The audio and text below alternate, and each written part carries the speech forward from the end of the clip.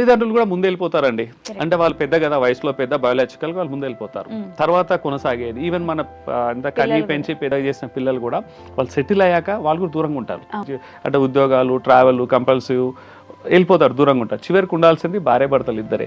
కానీ అన్ఫార్చునేట్లీ, దురదృష్టవశాత్తు అందరికంటే ఎక్కువ బ్లేమ్ చేసేది లైఫ్ పార్ట్నర్నే.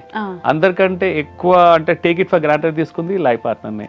అందరికి అంటే లోటుపాట్లు ఏదైనా పొద్దున లేచినప్పటి నుంచి ఒక లైఫ్ పార్ట్నర్లో ఎన్ని మిస్టేక్స్ ఉన్నాయి, ఎన్ని లోపాలు ఉన్నాయి, అలాంటిని వేలెత్తి చూయిస్తూ దాని మీదే ఫోకస్ పెట్టడం స్టార్ట్ చేస్తున్నారు. తెలియకుండానే వాళ్ళలో ఉన్న మంచిని మర్చిపోతారండి. లైఫ్ పార్ట్నర్లో ఉన్న పాజిటివ్స్ ఏదైతే ఉన్నాయో అవి అలాగే ఉన్నాయి, పోలేవు ఎక్కడ. కానీ మర్చిపోతారు. నెగిటివ్ చూస్తే ఓన్లీ నెగిటివ్సే కనపడతాయి. సో వీటిని చూడకుంటే ఏమవుతుంది అంటే వాళ్ళ ఇద్దరి మధ్యలో, భార్య భర్తల మధ్యలో ఎంత దూరం పెరుగుతుంది అంటే వాళ్ళు ఊహించుకోనంత దూరంగా వెళ్తారు. కమ్యూనికేషన్ డిస్కనెక్ట్ అవుతుంది, కొలాప్స్ అవుతుంది కమ్యూనికేషన్ అంటే కేవలం మాటలలోనే కాదు, ఇమోషనల్ కూడా డిస్కనెక్ట్ అవుతారు. అదేమవుతుంది అంటే ఒకరి మీద ఒకరికి ఎంత ప్రేమ ఉన్నా మళ్ళీ కనెక్ట్ అవుదామన్నా కానీ కలవలేనంత దూరంగా వెళ్ళిపోతారు ఇమోషనల్ గా. అంటే సారీ చెప్పాలన్నారని కూడా మనసు రాదు. తెలుసుకుంటారు, ఓకే నేను తప్పు చేశాను.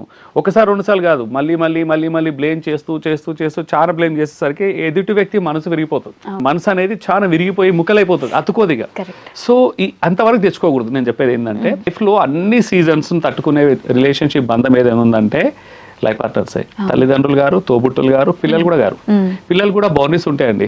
ఎందుకంటే జనరేషన్ గ్యాప్ ఉంటుంది. పిల్లలు చిన్నగా అది ఏంటంటే పిల్లలు ఎంత ఎదిగినా 40 సంవత్సరాల అబ్బాయి కావచ్చు, అమ్మాయి కానీ వచ్చినా కానీ పేరెంట్స్ మీద ఎక్స్పెక్టేషన్ ఒక రకంగా ఉంటాయి అమ్మ నాన్నని. అంటే చిన్నప్పటి నుంచి కండిషనింగ్ అయ్యారు. సో అదే లైఫ్ పార్ట్నర్ దగ్గర ఎక్స్పెక్టేషన్స్ వేరే ఉంటాయి. వాళ్ళిద్దరు ఈక్వల్ కదా, సో ఇద్దరు పంచుకుంటారు, బాధ్యతలు పంచుకున్నారు, అన్ని మోస్తారు, ఒకరికొకరు సపోర్ట్ చేసుకుంటారు.